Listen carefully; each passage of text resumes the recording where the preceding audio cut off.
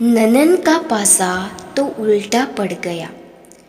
वसुधा की शादी के 6 महीने बाद ही उसके बड़े भाई वरुण की शादी थी, तो वो अपने ससुराल से रोज मायके पहुंच जाती थी और वहाँ अपना पूरा वर्चस्व और प्रभाव दिखाती रहती।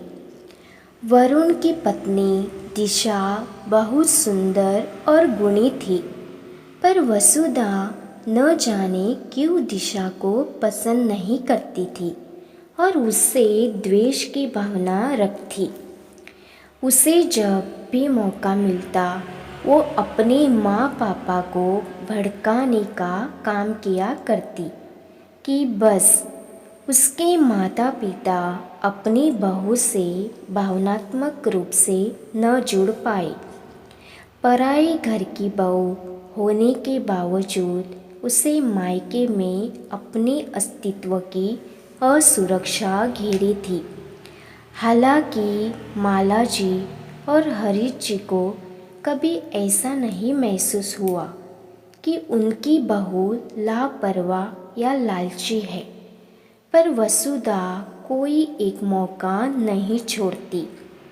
जब दिशा सब कुछ सही से करती और शिकायत की कोई गुंजाइश न रह जाती और वसुधा को कोई वजह न मिलती तो वही कहती कि भाभी तो आपकी संपत्ति के लालच में सब करती है, वरना आपको घर के बाहर का रास्ता दिखा देगी। लगातार एक ही जगह चोट करने से निशान तो बन ही जाता है, फिर जो नहीं भी होता है वो भी दिखाई देने लगता है। ऐसा ही कुछ माला जी के साथ भी होने लगा। हरीश जी ने बहुत समझाया, पर वो बेटी के मोह में अंधी हो गई थी। आखिरकार एक दिन माला जी ने वरुण, दिशा, वसुधा और अपने दामाद को बुलाया और अपना फैसला सुनाते हुए बोली, मैं अपनी संपत्ति दोनों बच्चों को बराबर देना चाहती हूँ। तुम सबकी सहमति जाननी थी मुझे। वरुण अवाक रह गया, क्योंकि उसको तो पता ही नहीं था कि घर में चल क्या रहा है, और वसुधा खुशी के मारे फूल के कुप्पा हुई जा रही थी। माला जी की निगाहें सिर्फ अपनी बहू की तरफ थी, जो विष का बीज बेटी ने दिमाग में बोया था। उसके असर के फल स्वरूप वो अपनी बहू में लालच के स्तर को तोल रही थी। तभी दिशा बोली, ठीक है माँ जी, आपका फैसला बिल्कुल सही है। आखिर दोनों बच्चों के जन्म में आपने बराबर तकलीफ सही, पर हमारा जितना हक आपकी संपत्ति पे होगा उतनी ही बराबरी का हक आपके प्रति जिम्मेदारी का भी होगा। दीदी को आपकी वरुण के बराबर ही सेवा करनी होगी, फिर अपने को लड़की बताकर अपनी मजबूरियाँ नहीं गिना सकती है।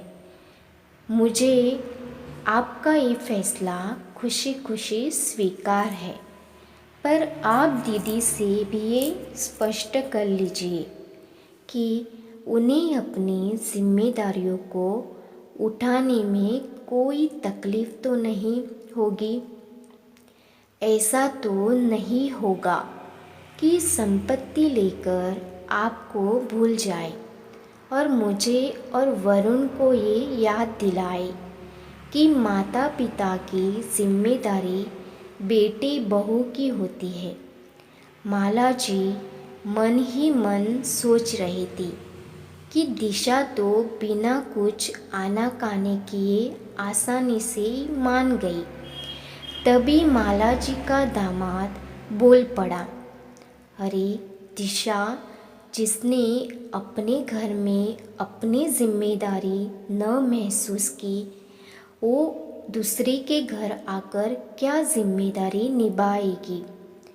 इसने आज तक न मेरे माता पिता की इज्जत की, न उनके प्रति अपना कोई फ़र्ज़ निभाया। मेरी बहनों ने इसके आने के बाद अपना मायका छोड़ दिया। ये क्या समझेगी कि जिम्मेदारी क्या होती है। माला जी अवाक रह गई, क्योंकि उनके दामाद एक गंभीर व्यक्ति थे। कभी उन्होंने वसुधा की कोई बात या शिकायत नहीं कही थी, और आज उनके अंदर का गुबार बाहर आया था। इतना कहकर वो उठ के खड़े हो गए और हरी जी से विनम्रता से बोले, माफ़ करिएगा पापा जी, आपके बुलाने पर मैं आ गया, पर अगर मुझे पता होता कि यहाँ ये सब चल रहा है तो मैं बिल्कुल नहीं आता।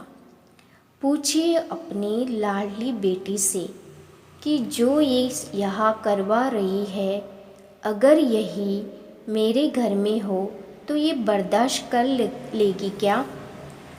मेरी तो 3 बहनें हैं।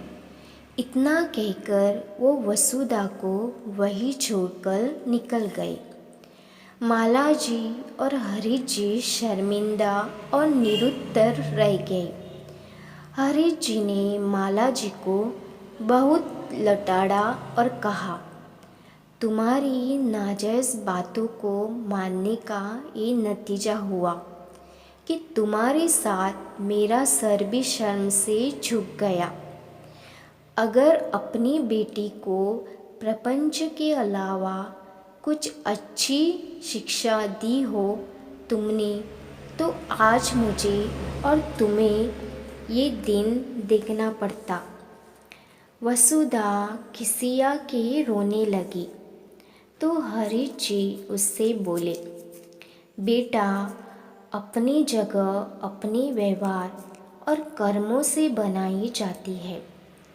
तुम अगर सबसे ईर्ष्या की भावना रखोगी तो कहीं भी सुखी नहीं रहोगी। शादी के बाद ससुराल में ही बेटियां शोभा देती है, और तुमने वहाँ भी अपनी जगह ख़त्म कर ली। बेटियां अपना हक इस तरीके से नहीं मांगती।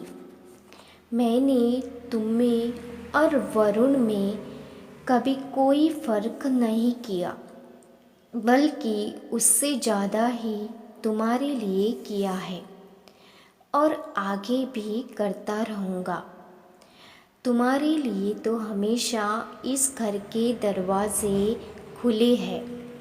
मुझसे ज़्यादा तुम्हारा भाई सोचता है तुम्हारे लिए, पर अगर इस तरह ले जाओगी तो हमारी बात तुम्हें अगर भावनात्मक सहारे की ज़रूरत पड़ी तो कहाँ से पाओगी।